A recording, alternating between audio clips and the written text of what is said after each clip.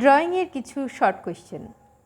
নবরসকে কত ভাগে ভাগ করা যায় ও কি কি? 16 রূপে নবরসকে শিল্পশাস্ত্রে পাওয়া যায়। রসের আশ্রয়স্থল হল রূপ, আর নবরস ও 16টি রূপকে শিল্পশাস্ত্রে আমরা চিরস্থায়ী রূপে পাই।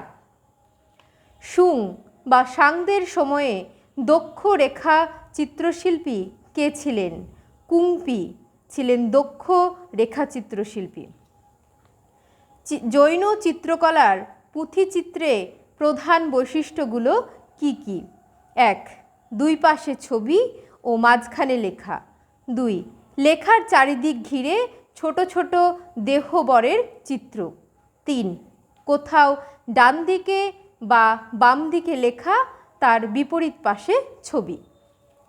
পাল পুঁথিচিত্রকে কেন বালি পুঁথিচিত্র বলা হয়ে থাকে?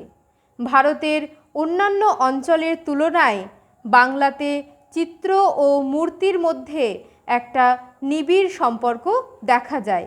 পাল ও সেন যুগে ধাতু ও পুঁথিচিত্রের প্রভূত উদাহরণ পাওয়া যায়।